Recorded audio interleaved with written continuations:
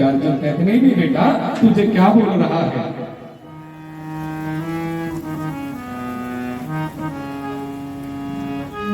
अर्जुन कहते हैं हे बेटा तुम क्या बोल रहे हो, तुम मेरा पुत्र है, तुम मेरा बेटा है। नहीं नहीं अर्जुन, अभिमन्यु कहते हैं अब आप हमारे पिता नहीं, संसार में ऋण बंधु संसार है, कई बार पिता पुत्र बनता है, कई बार पिता पुत्र बनता है, कई बार पुत्र चले जाते हैं, ऋण अदा करके चले जाते हैं। कई लोग आपकी गद्दी को लेकर के जाते हैं और ऋण लेकर के जाते हैं, कोई तो पूर्ण कर देते हैं,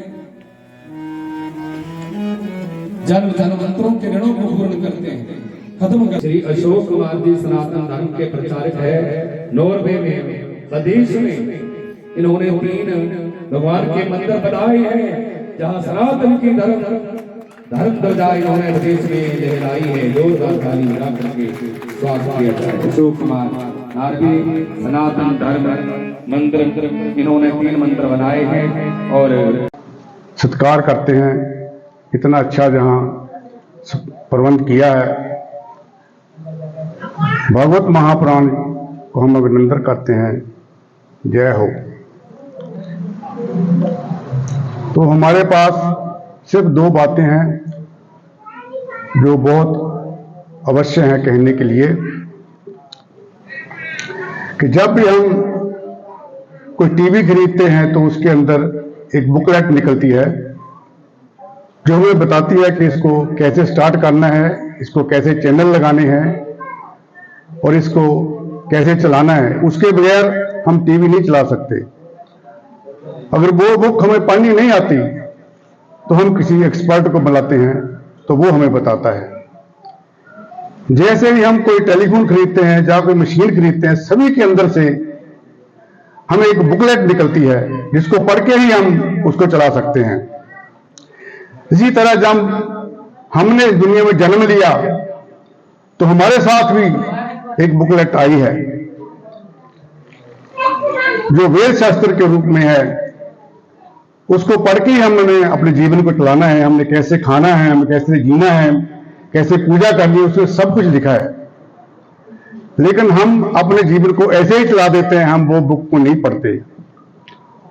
वो रमेश जी के पास वो सेव पड़ी है भागवत महापुराण, हम इसको सुने, करवाएं और भी वेदों के आधार पर ही अपना जीवन जिए, तभी हमारा जीवन संपूर्ण है। नहीं तो हम एक जंगली है।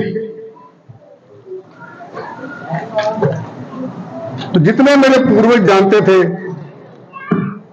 उतना मैं नहीं जानता, जितना मैं जानता हूं उतना मेरे बच्चे नहीं जानते। हमारे बच्चों के आगे जो आएंगे हमें सब को मालूम है वो कितना जानेंगे। हम तो अभी कुछ साल के बाद हो सकता है इस दुनिया में ना रहें। एक हमारे मन में चिंता है कि बच्चों के लिए कुछ ना कुछ जानकारी फैला दी जाए, कि कुछ ना कुछ उनके लिए किया जाए। क्योंकि मैं जिस देश में रहता हूं वहां हमें एक बहुत बड़ी समस्या आई। तकरीबन 10-12 बच्चियों की हमारी मौत हो गई वहां। जो भी बच्चे थे लड़के के रूप में मेरे बच्चे थे हैं, तो उनको खराब करने के लिए नशा लगाना या और ऐसे बंदे मगर लगाने, उसके ऐसी दोस्ती डालो, तो हमारे बच्चे बहुत तबाह होने लग गए वहां। इसलिए हमने वहां एक सोसाइटी बनाई,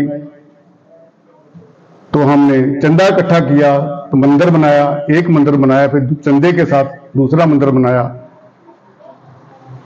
तो हम अपने बच्चों को बचपन से ही शिक्षा देना हम वहां शुरू कर दिया कि किसके साथ दोस्ती करनी है, किसी के साथ नहीं करनी। ये बहुत ही अति आवश्यक है कि जब हम नहीं रहेंगे तो बच्चों को सिखाने वाला कोई नहीं रहेगा। तो अपने बच्चों के लिए हमें कुछ ना कुछ करना चाहिए, कार्यक्रम कराने चाहिए।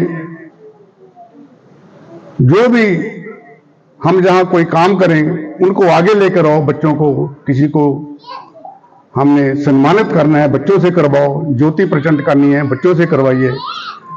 जितने भी हम अपने त्योहार मनाते हैं, दिवाली मनाते हैं, दशहरा मनाते हैं, या हर महीने में एक दो आते ही हैं, छुट्टी करके भी, कहीं से भी पैसा का खर्चा करके भी अपने बच्चों के साथ सारे त्योहार मनाइए, तो फिर हमारे बच्चे सीखेंगे तो अपने आगे बच्चों को सिखाएंगे। बस आज मैं इतना ही कहने आया हूं। मैं आपसे माफी चाहता हूं कि वो गलत कह गया हो तो बोल सच्चे दरबार की जय। बोलो वृंदावन की, बोलो सतगुरु महाराज की।